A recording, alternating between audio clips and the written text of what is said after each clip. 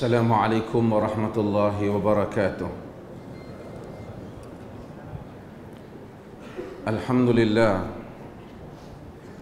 nahmaduhu wa nasta'inuhu wa nastaghfiruh, wa na'udzu billahi min shururi anfusina wa min sayyiati a'malina. Man yahdihillahu fala mudilla lahu wa man yudlilhu fala hadiya lahu. أشهد أن لا إله إلا الله وحده لا شريك له وأشهد أن محمدا عبده ورسوله أما بعد. Hadirin dan hadirat yang dirahmati Allah, InsyaAllah selama 3 siri daripada kuliah saya selepas daripada maghrib pada hari ini, besok dan Ahad, kita akan cuba menafsirkan Suratul Saff. Maka dengan itu, siapa yang nak mengambil Al-Quran, dia boleh ambil Quran. Mungkin boleh untuk menjadikan dia lebih melihat ayat-ayat yang ditafsirkan. Kalau tuan-tuan semua dah hafal, tak apa. Quran ada sebelah tu, buka Suratul Saff juzuk yang ke-28. Tolong pas Quran kepada orang ramai.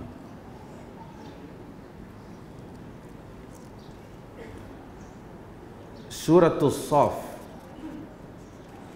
adalah surah Madaniyah. Yakni Madaniyah, ia diturunkan selepas daripada hijrah Nabi sallallahu alaihi wasallam. Kita ada Makkiyah, kita ada Madaniyah. Walaupun Makkiyah, perkataan dari segi perkataan ia merujuk kepada Makkah, dan Madaniyah ia merujuk kepada Madinah, tetapi dari segi maksudnya ialah ia bermaksud zaman, iaitu fatrah Makkiyah dan fatrah Madaniyah, tempoh semasa di peringkat Mekah dan tempoh semasa di peringkat Madinah. Apa yang membezakannya? Yang membezakannya bukan soal sudut tempat, tetapi yang membezakannya ialah soal kedudukan Nabi sallallahu alaihi wasallam dan para sahabat baginda radhiyallahu anhum ajma'in, yang di peringkat Makkah mereka adalah rakyat yang ditindas, sedangkan di peringkat Madaniyah mereka telah membentuk kerajaan dan pemerintahan. Maka dengan itu, uslub, pendekatan, ayat-ayat yang digunakan, isu-isu yang dibangkitkan mempunyai sedikit sebanyak perbezaan kerana berdasarkan kepada keadaan yang sudah berbeza. Banyak di peringkat Makkiyah umpamanya hukum hakam yang belum wujud. Di peringkat Madaniyah, hukum hakam yang telah wujud dan masyarakat yang telah wujud. Maka Allah Azza wa Jal banyak menyebut kepada mereka, ya ayyuhallazina amanu, wahai orang-orang yang beriman, kerana telah terbentuk masyarakat beriman di Madinah.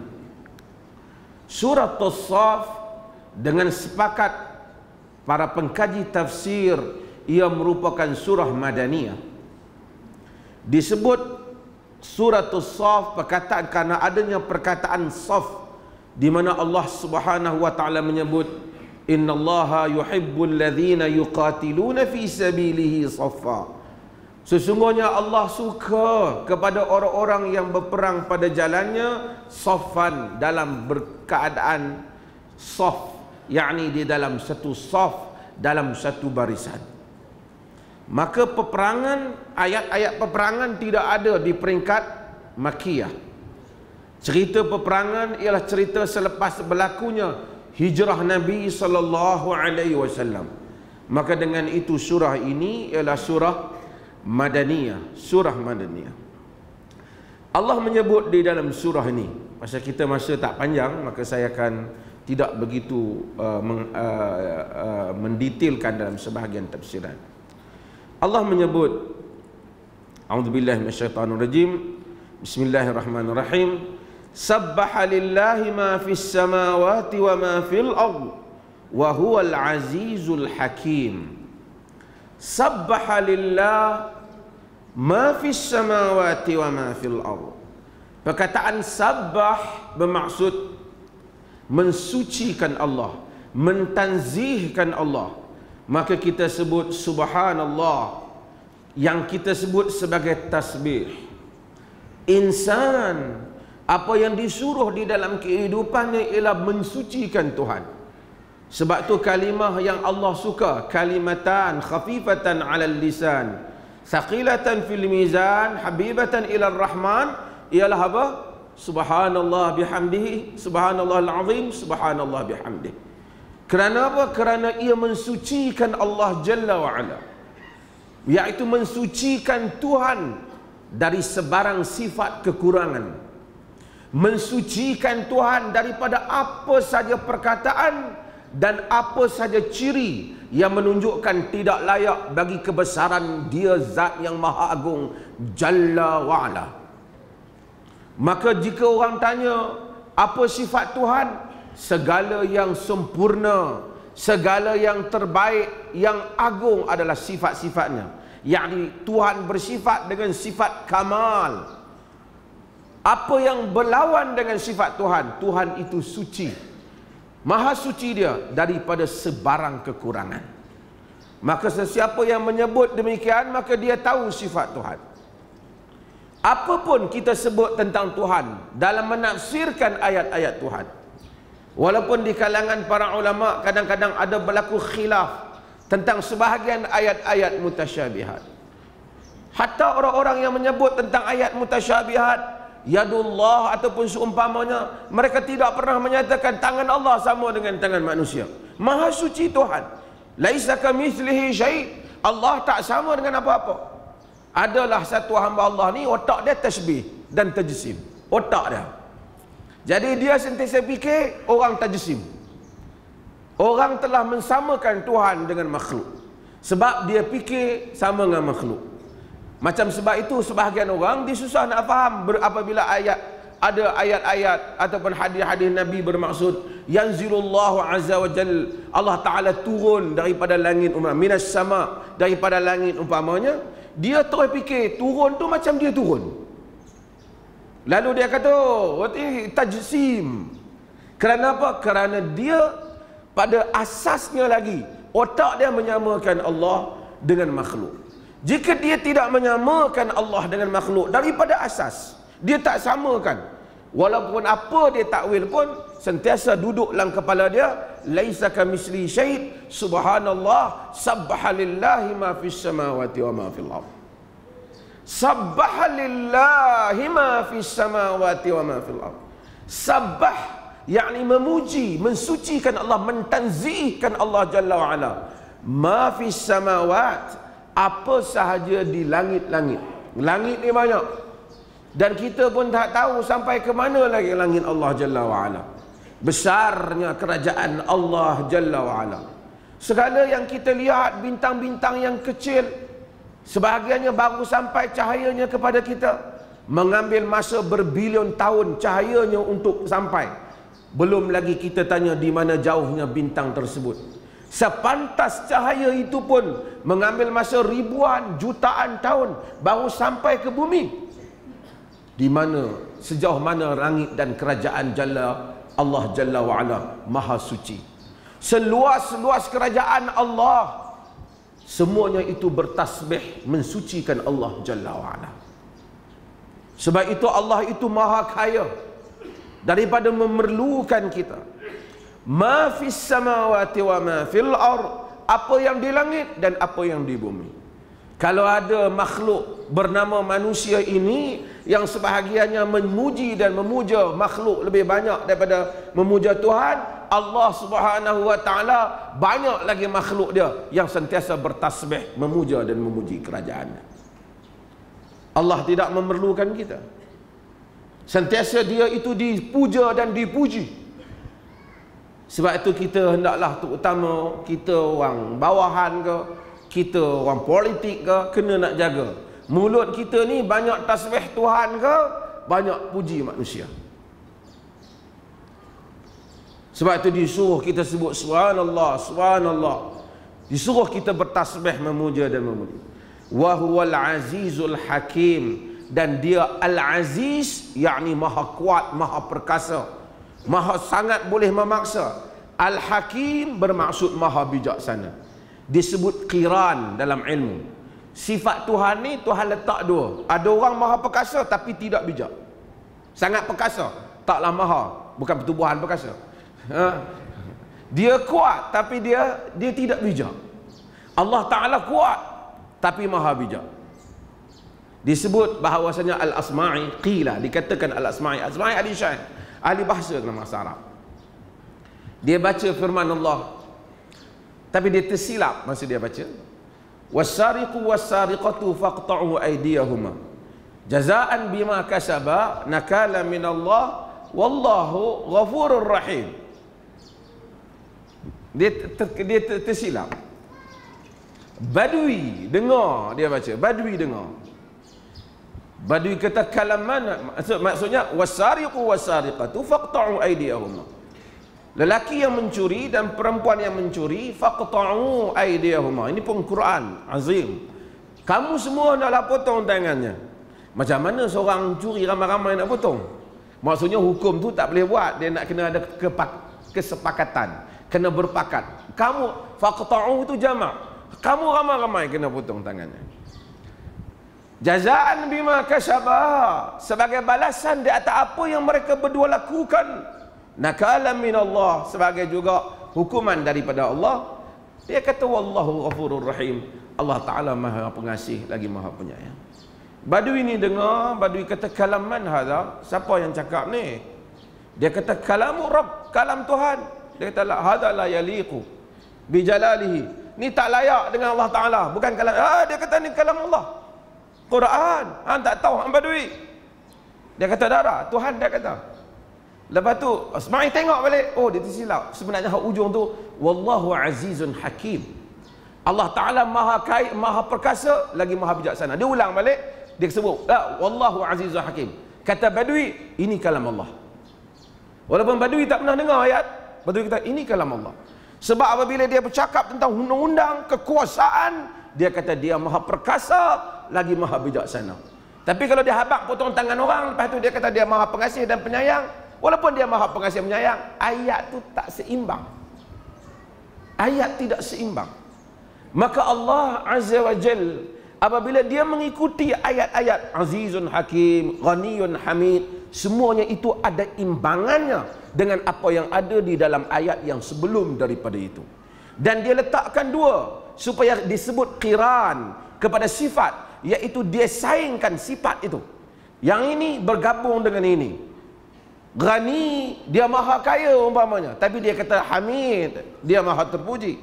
Kerana ramai orang yang kaya dibenci, tetapi Tuhan maha kaya, dia maha terpuji. Maka Allah sebut aziz dan dia sebut dia hakim. Ini pembukaan kepada ayat ini, kepada surah ini.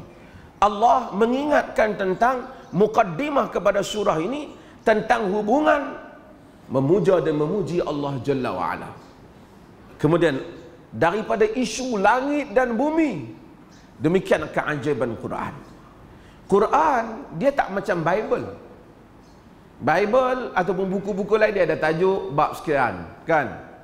Tajuk sekian, ataupun buku kita bab sekian. Quran kita baca ada pecahan surah. Tak ada tajuk penciptaan Adam ke, cerita bab perang ke. Al-Quran dia sentiasa bawa manusia explore kepada alam. Mula-mula kita buka surah ni, kita terbayang langit dan bumi dengan segala kebesarannya memuja dan memuji Tuhan. Dan Tuhan yang aziz, Tuhan yang hakim.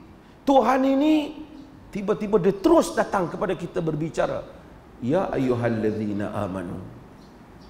Daripada langit yang luas turun kepada manusia. Sebab tu bila orang duduk di dalam baca Quran, dia dibawa ke sana ke sini, jiwa dia itu bergerak. Demikianlah keindahan Tuhan mengiramakan ataupun memberikan rentak kepada jiwa manusia bagi sesiapa yang membaca kitabnya. Sebab tu jangan tanya kenapa dia tak ada tajuk. Kerana dia bukan seperti buku lain. Ketika manusia sedang merasakan langit dan bumi bertasbih memuji dan memuja Allah, kemudian Allah kata, ya ayyuhalladzina amanu, wahai orang-orang yang beriman. Maka sebahagian manusia terkeluar. Walaupun dunia ini ramai, makhluk manusia ini banyak, tetapi tidak semua orang yang beriman. Ayat ini terkena kepada sebahagian. Maka manusia kembali pada dirinya, adakah kita beriman ataupun tidak. Apabila kita tahu kita beriman, maka ayat ada kaitan dengan kita. Terus Allah menyatakan, lima taquluna ma la taf'alun. Kenapa kamu kata apa yang kamu tidak buat? Kabura maqtan indallahi an taqulu ma la taf'alun. Kabura yakni sangat besar, maqtan. Maqtan ini terlalu marah. Sangat besar marah di sisi Allah. An taqulu ma la taf'alun, untuk kamu kata apa yang kamu tak buat. Para mufassirin, para ulama berbahas tentang ayat ini. Ayat ini Tuhan bagi amaran ke? Ayat ini cerita benda sudah berlaku. Allah kata, lima taquluna ma la taf'alun. Kenapa kamu kata apa yang kamu tak buat? Allah cakap ni untuk bagi amaran. Kerana Allah tanya, kerana Allah tidak memerlukan jawapan. Dia panggil uslub dia li taubih ataupun li inzar. Sama ada kita kata, pasal apa yang hang tak cerdik sangat? Itu bukan soalan. Sebab saya tak cerdik lah, kita tak perlu jawapan. Kalau jawab tu jadi bodoh balik lah, lagi bodoh lah. Yang hang ni tak cerdik sangat pasal apa? Dia tak perlu jawapan. Yang tu dia panggil taubih. Tapi, dan kadang-kadang Allah bagi satu perkataan supaya bagi amaran. Hang nak mati ke? Kita tanya. Orang bawa kereta deras, kita kata, ni, hang nak masuk hospital lah. Dia kata, sebenarnya saya tak mau masuk hospital. Tak, dia bukan tanya tu. Maksudnya dia bagi amaran. Cara hang bawa ni bahaya. Jadi apabila Quran bertanya manusia, lima taquluna ma la taf'alun, ada dua kemungkinan. Satu, dia tanya, dia bagi amaran, jangan cakap benda yang tak buat. Satu lagi boleh jadi, dia kata benda ni, Allah kata kepada kejadian yang telah berlaku. Maksud dah orang cakap benda yang dia tak buat pada zaman itu. Walaupun para mufassirin berbeza pendapat. Al-Imam At-Tabari rahimahullah di dalam tafsirnya, dia sebut banyak pandangan, tapi pandangan yang sahih, yang paling rajih ialah apa yang diriwayatkan daripada Ibnu Abbas, bahwasanya para sahabat radhiyallahu anhum, sebahagian daripada mereka sebelum turunnya ayat perang, mereka kata kalau turun ayat perang, kami nak pergi perang. Pasal kami ni ditindas, kami apa, kalau pergi perang, ada Allah turun kebenaran untuk kita perang, kita akan pergi perang. Sebagai yang kata dalam riwayat Tirmizi, mereka tanya, apakah amalan yang Allah suka? Nabi SAW sebut bahawasanya antaranya ialah jihad pada jalan Allah. Sebelum kalau Allah bagi tahu kita amalan yang kita suka, kita nak buat. Lepas tu bagi tahu mereka tak mau buat. Kenapa kita kata tafsir ni yang paling kuat makna dia? Sebab ayat selepas tu cerita perang. Ayat selepas ayat ni cerita perang. Jadi untuk tarjih ataupun kata yang tu lebih kuat adalah lebih kukuh. Allah kata pasal apa hangpa kata benda yang hangpa tak buat? Dan ini ada satu masalah. Tuan-tuan, agama ni benda yang paling mudah orang nak exploit. Eksploitasi agama. Kerana manusia, terutama pada zaman manusia minat agama. Ada orang pegang mikrofon, dia ceramah, dia buat macam nak menangis apa sikit. Bukan menangis saja tu, menangis berbayar. Kadang-kadang dia ceramah, kita hendaklah merujuk pada Quran dan Sunnah. Kita habaq betul hadis Nabi yang hampa amal tu tak sama dengan hadis Nabi. Dia tak boleh, yang ni bahaya, hampa ni geng lain ni. Tapi dia juga kata Quran dan Sunnah, tapi kerana itu syiar. Kerana bukan semua orang yang melafazkan kalimah-kalimah agama, dia memang bermaksud untuk buat agama. Kerana kalimah agama ni laku di pasaran jika manusia ramai nak beragama. Ini yang selalu saya sebut. Sebab itu sering berlaku jalinan kuasa antara golongan agama dengan golongan politik. Kerana golongan agama, mereka kadang-kala bila mereka tidak ada substan di dalam hujah-hujah mereka, mereka cari kedudukan dengan menempel diri kepada golongan politik. Orang politik pula, kerana mereka memerlukan pengaruh, mereka juga memasang golongan agama. Tidak kerana mereka minat agama, tapi kerana mereka tahu itu boleh mengukurkan pengaruh politik. Orang agama itu yang bersandar kepada politik bukan kerana kadang-kadang dia itu pandai politik, tapi kerana itu kadang-kadang boleh mengukuhkan kedudukan dia di dalam institusi agama rasmi yang diwujudkan oleh sebahagian manusia. Ini yang berlaku, itu yang saya sebut persaingan antara Katolik dan Protestan, penindasan. Kenapa? Kerana ada orang dia diiktiraf beragama oleh pihak rasmi beragama. Dan dia pun cakap kita hendaklah berpegang pada Quran dan Sunnah. Tapi kalau betul-betul dalil Quran dan Sunnah datang kepadanya, dia kata bukan. Yang ni hadis Nabi tapi amalan ni Wahabi. Kacau. Tu kalau macam tu kacau. Maka Allah Azza wa Jal menyebut bahawa saya memang ada tabiat. Kerana tabiat manusia bercakap tentang benda yang dia tak buat. Dia kata dia sayang Allah dan Rasul, tapi belum tentu dia sayang Allah dan Rasul. Allah kata lima taquluna ma la taf'alun. Kenapa kamu buat apa yang kamu tak ma la taf'alu? Kenapa kamu kata apa yang kamu tak buat? Kabura maqtan 'indallahi an taqulu ma la taf'alun. Sangat besar kemurkaan di sisi Allah kamu kata apa benda yang kamu tidak buat. Hadirin dan hadirat yang dirahmati Allah Azza wa Jalla. Kerana apa? Kerana ada juga orang buat dosa. Orang tanya dia pasal apa orang buat dosa? Dia memang dia lemah, dia buat dosa. Tapi yang paling jahat ialah manusia, dia buat dosa tu. Tapi dalam masa yang sama dia gunakan agama untuk menunjukkan bahawasanya dia yang tak amal agama ni mengambil kedudukan di dalam agama. Macam mana? Dia cakaplah. Dia berperwatakan.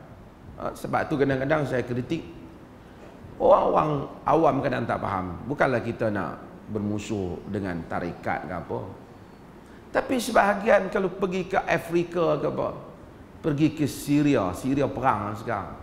Syria antara negeri yang kuat tarikat. Ni di Malaysia ni dah ada tarikat apa? Muktabar ke apa tu? Tak. Dia tubuh tu, tak tahu muktabar ke tak. Apa orang awam ni dia habaq zuhud. Tapi yang syekh-syekh yang besar ni, masya-Allah. Segala hampa nak zuhud, duit bagi kat aku. Tuan-tuan pergi tengok. Di Afrika, syekh-syekh kepala tarekat kursi emas. Yang duk berzikir kat bawah ni, rangka boleh kira 1 2 3 4 5. Mana harta? Dunia. Kalau saya pegang dunia, syekh pegang akhirat. Sama juga. Kerana manusia tak tahu apa tujuan dia beragama. Manusia beragama untuk selamat diri dia di akhirat. Dia tak tahu. Sebab tu kita tengok kadang-kadang kumpulan sufi. Baguslah kalau nak bersihkan diri. Tapi dia punya maki orang lebih pada lain lagi. Cerca, maki, hamun, ceramah ni tak tahu banyak mana puji Tuhan duk dengar duk maki kan ni. Lepas tu habaq kitalah ahli sunnah yang sebenar. Takkan sunnah yang sebenar maki macam tu. Ini semua kerana lima taquluna ma la taf'alun. Ayat ini dia lebih khusus kerana Allah Azza wa Jal bercakap kerana isu selepas daripada itu. Maka At-Tabari mentarjihkan bahawasanya ia bermaksud golongan yang dakwah mereka sanggup melakukan jihad kalau sekiranya Allah fardukan. Bila Allah fardu mereka tak lakukan.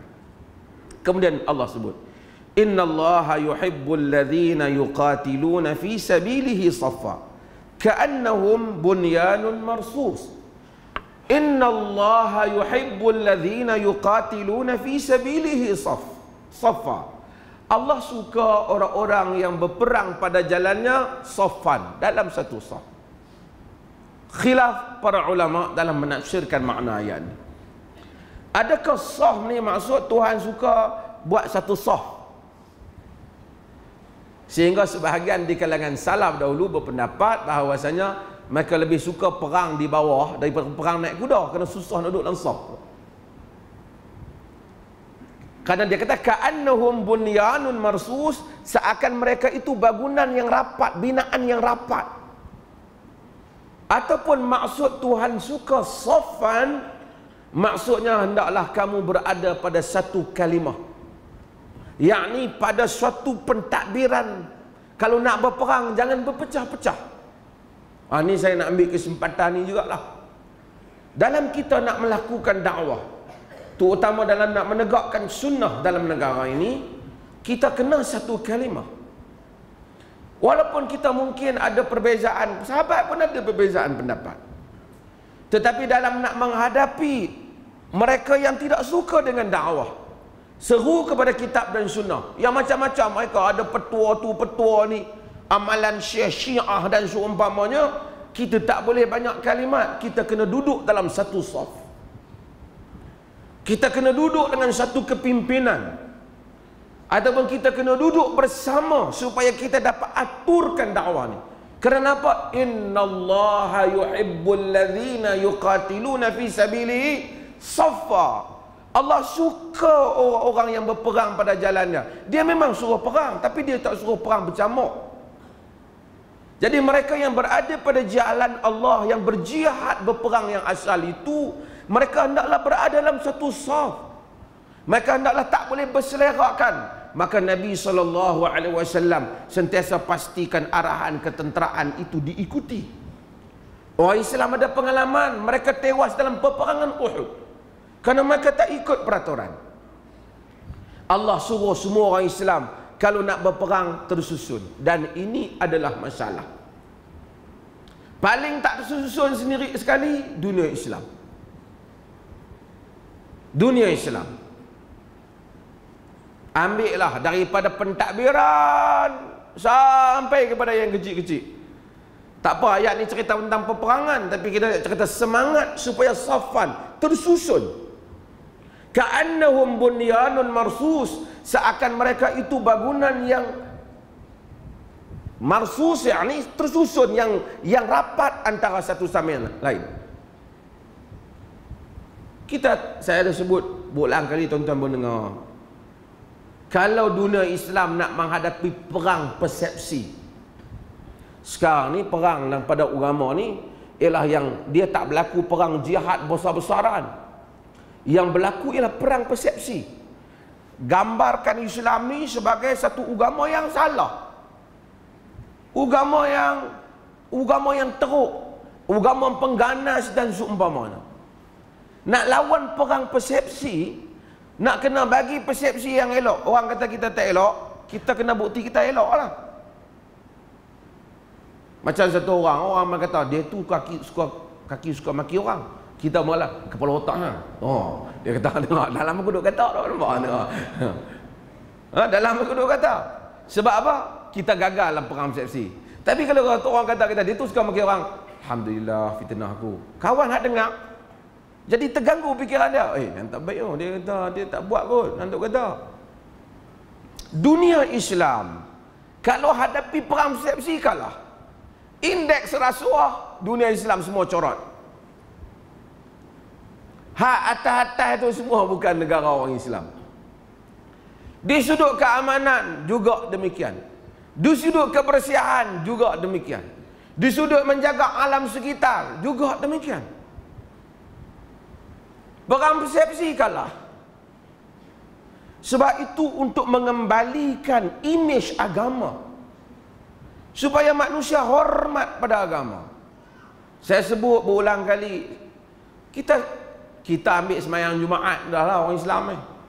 Semayang Jumaat ialah semayang yang menunjukkan hamba-hamba Allah yang taat pada Tuhan lah. Idza nudiya li salati min yaumin jum'ah fas'au ila zikrillah. Semua bersegera untuk mengingati Allah. Kira orang yang tak pergi mayang Jumaat, kira orang teruk lah perangai. Betul tak? Pasal ayat tak mayang subuh pun mayang Jumaat. Pasal apa orang semayang Jumaat, subuh tak mayang? Aku segan nak duduk luar, apa kata apa pula. Tapi orang semayang. Itu kita kata. Non-Muslim dia fikir orang yang semayang Jumaat ni orang yang ikut titah perintah Islam lah. Tapi time semayang Jumaat dia tu dia tengok parking kereta habis jam orang lain. Tak kira orang, dia kira dia. Aku nak semayang Jumaat, hak kita lepas dosa. Dia dah main lewat, dia parking tengah jalan, orang lain jam. Orang lain non-Muslim, mereka tak semayang Jumaat. Jadi mereka tengok, dia kata orang Islam ni perangai apa memang teruk betul ya. Disebut perang persepsi kalah orang Islam. Sebab apa? Sebab kita ini, sebab tu Allah kata soft. Orang Islam ni dalam semayang memang bagus. Sebab tu aqimu sufufakum, tak imam katakan, luruskan saf kamu, tarasu wa'tadilu, luruskan kan. Kita luruskan saf. Bab semayang bagus, kita diajar. Tapi kalau nak atok saf yang lain, kita memang gagal lah. Pergi ke negeri orang Islam, biarpun di kota Kairah yang ada Universiti Azhar, nak buang sampah dalam tong sampah pun tak apa nak erti. Tapi bab taharah, bab lain berjam-jam, berminggu-minggu dalam bilik air. Sebab inilah maka kita tewas dalam peperangan. Allah Azza wa Jalla kata, innallaha yuhibbul ladzina yuqatiluna fi sabilihi saffa. Allah suka orang-orang yang berperang pada jalannya saffa, supaya berada di dalam satu saf. Ka'annahum bunyanun marsus, seakan-akan mereka itu bangunan yang tersusun. Kemudian Allah sebut, Allah cerita tentang Musa alaihi salam. Pasal kita masa tak panjang nanti saya. Allah menyebut, wa idh qala Musa liqaumihi ya qaumi lima tu'dhunani wa qad ta'lamuna anni rasulullahi ilaikum falamma zaghu azaghallahu qulubahum wallahu la yahdil qaumal fasiqin. Wa idh qala Musa liqaumihi, ketika Musa berkata kepada kaumnya. Tuan-tuan hadirin dan hadirat sekalian, Nabi yang paling banyak sekali namanya disebut dalam Quran ialah Musa. Tadi saya pun sebut dalam khutbah, sehingga sebahagian ahli Quran menyatakan kadal Quran an yakuna Musa, hampirlah Quran itu jadi Musa. Cerita Musa inilah yang paling banyak. Kerana cerita Musa ni satu pengalaman seorang Nabi yang paling hebat sekali lawan. Kaum yang paling susah sekali kita nak Nabi Musa nak berurusan. Kaum yang Nabi Musa itu ialah Bani Israel. Sampai hari ini hak paling susah sekali dengan kita ni Bani Israel lah. Sebab itu Syekh saya Salah Abdul Fattah Khalidi, dia sebut barangkali hikmah Allah jadikan suratul Isra atau surah Bani Israel tu duduk di tengah-tengah Quran. Kerana dia masalah yang duduk di tengah sekali dengan Yahudi ni. Nabi Musa alaihi salam hadapi mereka ini. Kata Nabi Musa, wa idh qala Musa liqaumi. Wa idh ni dia maksudnya dia suruh kita benda yang telah berlalu. Dia suruh kita remind. Maka ingatlah ketika Musa berkata kepada kaumnya, ya qaumi lima tu'dhunani, wahai kaumku, kenapa kau sakitkan aku? Tu'dhunan, kaumku menunjukkan kepada kaum Bani Israel. Kerana Musa alaihi salam diutuskan kepada Bani Israel. Waka dalam hadis Nabi sebut dalam Bukhari, wa kana an-nabi yub'atsu ila qaumihi khassah wa bu'istu ila an-nasi 'ammah. Nabi itu dihantar khusus untuk kaum dia, aku dihantar untuk seluruh manusia. Sebab tu sebahagian orang dia guna dalil. Dia kata ilmu hampa ni ilmu Musa. Kami yang tak ikut cara amalan hak sunnah-sunnah ni cara sendiri semua, wahyu mai daripada langit, mimpi-mimpi ni, kami Nabi Khidir. Jadi kami tak kena syariat tu, kami hakikat. Kan sekarang ni pakai duk mai tu dia macam-macam lah, hakikat, makrifat, makrifat, dia mai-mai. Kan? Okey. Dia sebenarnya salah. Tapi saya taklah nak sebut macam Al-Imam Al-Qurtubi sebut. Al-Imam Al-Qurtubi sebut, dia kata orang yang kata macam ni kufur. Kata Qurtubi dan tafsir Qurtubi. Sebab dia telah menjadikan syariat Nabi Muhammad tak kena kat dia. Dia tak boleh bandingkan diri dia antara Khidir dan Musa. Pasal Nabi Musa ni dia hantar kepada Bani Israel. Sebab tu dalam riwayat Bukhari, ketika menceritakan tentang Musa dan Khidir, Khidir tanya Musa, "A anta Musa ila Bani Israel?" Adakah engkau Musa yang dihantar kepada Bani Israel? Jadi menunjukkan syariat Musa untuk Bani Israel. Sedangkan Khidir dia tidak terlibat dengan syariat Bani Israel. Maka dia dapat juga ilmu dari sisi Tuhan. Walaupun sebut sebagai laduni dan seumpamanya, tetapi tarjih mufassirin dia seorang nabi. Dia seorang nabi. Jadi dia dapat daripada Tuhan. Dia tahu apa yang Musa tak tahu. Seperti mana Musa juga dapat wahyu apa yang tidak diperolehi oleh Khidir. Tapi geng-geng hakikat ni bila dia dapat wahyu? Dia kata kami dapat mimpi. Yang ni tak betul lah. Mimpi dia tak jadi hujah kerana dia bukan nabi. Wa idh qala Musa liqaumih, ketika Musa berkata kepada kaum, ya qaumi, wahai kaumku, lima tu'dzunani, kenapa kamu sakitkan aku? Tuan-tuan, sakit ni ada dua benda. Satu, orang bagi kita sakit secara fizikal kita, yakni orang pukul kita, orang balun kita, kita pun rasa sakit. Satu lagi, orang bagi sakit hati kita. Antara dua ni yang mana paling teruk? Sakit hati ke sakit badan? Sakit hati. Sebab tu orang kadang-kadang kalau kita jalan-jalan pam terantuk, sakit kepala kita. Kayu ni doktor ni tak nampak, darah kepala kita. Kita tak ada apa-apa tu kita pergi berubat, habis Tapi kalau main satu orang dia ambil kayu ketuk kepala kita, tak pasal-pasal, taklah berdarah banyak macam dia tadi, tapi dia sakit sini dan hati kita sakit dan kita marah. Kita mula nak pasal apa hang pukul aku. Sakit tu dia jadi lain. Para Nabi alaihi wassalatu wassalam, apa yang mereka hadapi sebagai para pendakwah, benda yang paling teruk ni bukan sakit jasad. Walaupun jasad tu bahaya, tapi ia bermula dengan sakit jiwa. Menyakitkan jiwa ni, menyakitkan hati nurani kita. Maka orang tuduh para nabi gila. Sebab tu Nabi Muhammad SAW masa awal wahyu itu turun dan mula orang bercakap tentang Muhammad dah gila, dia dah mendakwa, dia masa awal tu dia masih tak biasa dengan environment ini. Dia masih tak biasa dengan situasi itu. Maka dia balik, sebahagian yang disebut dalam kitab-kitab tafsir, bagaimana dia balik, dia selimut diri dia. Kerana dia menggigil, kerana manusia ni salah satu ubat kepada kerunsingan tidur. Sebab tu kita tengok sebahagian orang duk tidur tu, sama ada dia pemalas ataupun dia ada masalah.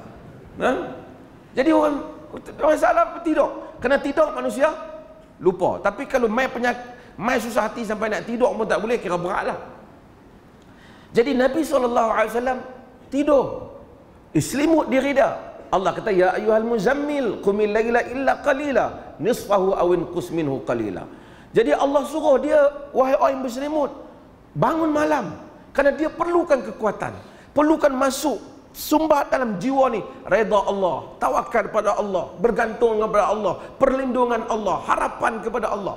Maka dengan itu harapan kepada manusia mula akan turun dan luntur. Tapi oleh kerana kita semua insan, kita duduk dalam masyarakat, kita duduk dalam kampung kita elok-elok. Patuh hari kita habaq Assalamualaikum tuan-tuan, mengikut dalam kitab-kitab mazhab Syafi'i, hadis-hadis semua ni, Dia tak bagi kita orang mati ni duk pergi buat kenduri. Orang tengok-tengok kita, orang kata, hang wasabi. Kan? Wasabi kan. Jadi kita terkejut kan. Lepas pada tu ingat dia seorang, lepas tu orang pakat duk buat kata. Duk kata kat kita bahawasanya, hang tahu tak? Dia tu lah dia teruk. Orang tu kata, mai satu kawan kita pula, dia bagi kita hancur lagi. Dia kata ni, hang tahu, satu kampung duk kata kat hang. Padahal dia pergi dengar 3 orang duk bersembang ujung tu, dia main bubuh api kat kita, dia habaq satu kampung. Kita fikir satu kampung kira 1213 orang, ramai duk kata kat aku ni. Jadi ini satu tekanan kepada perasaan manusia. Dan inilah yang tolong bagi laluan pada tuanku sikit, tuanku aja. Maka inilah perasaan manusia apabila mereka tak buat apa. Tunggu tengok, tonton tengok saya dulu. Dia pun sedang buat lorong tu. Okay. Inilah perasaan manusia. Maka para nabi alaihi wassalatu wassalam, Allah kata qad na'lamu annahu la yahzunuka alladhina yaqulun. Kami tahu wahai Muhammad telah menduka citakan engkau dengan apa yang mereka katakan. Dan inilah yang kita hadapi dalam dakwah. Zaman sekarang ni mungkin di Malaysia ni kita tak ada lah orang katok kepala kita. Tapi saya tak tahan Ustaz. Dia podok katok saya nak pergi masjid, dia podok katok saya. Kat pejabat dia pun kata. Setengah orang susah hati kat Facebook dia kata. Dia pergi buat up dia satu status kau, orang duk komen kat tu, yang dia pun duk kata baca, dia susah hati kan. Dia kata Allah semua duk kata. Allah Azza wa Jal kata, minta kasih kepada Duli Tongku. Allah Azza wa Jal tahu hal ini, dan Allah Azza wa Jal sebut tentang bagaimana Nabi Musa alaihi salam kata pada kaum dia. Kaum dia lama duduk dengan Nabi Musa alaihi salam. Lama dengan Nabi Musa alaihi salam. Nabi Musa lama sesat di bukit di padang pasir berapa tahun? 40 tahun. Nabi Musa ni semua depa tengok. Depa kita ni kalau ada benda pelik sikit pun dan kita kagum dah. Bani Israel dia tengok Nabi Musa AS Firaun tenggelam, laut terbelah. Banyak kejadian-kejadian yang sangat luar biasa. Mukjizat Nabi Musa AS yang menimpa Firaun. Katak, belalang, darah. Bani Israel tengok. Belah laut, depa lalu di celahan laut. Nabi Musa kepala iman. Setelah mereka tengok punya lama Nabi Musa pergi kat laut, depa kata apa? Musa, pasal ikut hang kali ni kena. Hak jam mana, hak sebelum ni depa tak kata sabarlah Syah, kan sebelum ni Tuhan selamat dah kita. Yang ni tak datang dalam kepikiran mereka. Maka sakitkan hati Musa. Nabi Musa lalu tenggelam Firaun. Depa kata, ya Allah, wahai Musa, lepas banyak depa cabar nak makanan, tapi yang paling dahsyat depa cabar Nabi Musa, kami nak tengok Tuhan terus. Narallaha jahrah, kami nak tengok Tuhan. Bani Israel disakiti paling, Musa sakiti Nabi Musa paling dahsyat. Jenis cukup ketegak. Orang tahu kata. Sebab itu Nabi SAW satu hari apabila baginda bahagi-bahagikan, ada orang pegang, "I'dil ya Muhammad." Adillah wahai Muhammad. Nabi kata, kalau aku tak adil, siapa yang adil? Nabi kata. Tapi kemudian Nabi kata, rahimallahu ala Musa. Rahmatullah ala Musa. Laqad udhiya bi akthar min hadha fa sabar. Semoga Allah Ta'ala, rahmat Allah kepada Musa, dia disakiti lebih daripada ini dan dia sabar. Musa alaihi salam sabar. Allah kata, Musa alaihi salam, kita tutup ayat ni, insya-Allah kita sambung ni, kerana Nabi Musa kata, lima tu'dhuni wa qad ta'lamu anni rasulullah ilaikum. Sedangkan kamu tahu aku ini Rasul Allah kepada kamu. Kamu tahu, tak ada Bani Israel yang syak dalam tahu Musa Nabi Allah pun mereka sakiti Nabi Musa alaihissalam. Hadirin dan hadirat sekalian, Kalau kita disakiti kerana dakwah, kita bukan Musa. Sebab tu Ibnu Taimiyah rahimahullahu taala, dia pernah pergi dakwah pada rumah satu orang. Dia kata, hang tak malu kan mai kat rumah aku dakwah? Hang ni orang alim duk mai-mai kat rumah aku siapa? Nabi Ibnu Taimiyah kata, hang tak lebih jahat pada Firaun, aku tidak lebih baik daripada Musa. Musa pernah pergi ke istana Firaun. Jadi kita pun tak lebih baik daripada Musa. Kalau orang tibai lebih-lebih korang, tak apalah, padam sikit dosa kita. Dakwah perlukan kesabaran. Ada orang dia dakwah sikit tu, ni Assalamualaikum Mufti, saya dakwah dia duk kata saya tak mau.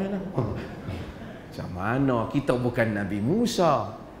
Hatta Musa dengan penuh pengalaman, dia waqad ta'lamu anni Rasulullah ilaikum. InsyaAllah kita akan sambung pada ayat falamma zaru azarullahu qulubuhum, insyaAllah pada besok. Wa sallallahu ala nabiyina Muhammad walhamdulillahirabbil alamin. Saya ambil kesempatan ini untuk ucapkan terima kasih kepada tuan-tuan yang datang. Saya tahu seluruh negara ni datang merata, dan saya tahu juga sebahagian orang nak mai depa habang saya dah booking dah nak mai. Depa tak pergi mai tau. Jadi pun depa sabak mai juga dengan kereta sebahagian. InsyaAllah terima kasih banyak, dan saya sama-sama minta tuan-tuan tolong doa untuk program ini berjalan dengan baik, supaya cuaca baik, dan doa supaya Allah makmurkan negeri ini, bagi rahmat pada negeri ini, supaya kita boleh buat lagi insya-Allah bagi setiap tahun. Ni kita buat ni dengan titah tuanku dulu yang Maha Muda Tuanku Raja minta supaya kita buat lebih daripada sekali, kerana untuk bagi khidmat kepada tuan-tuan semua untuk datang ke negeri perlihan ini. Wassallallahu ala nabiyina Muhammad walhamdulillahirabbil alamin.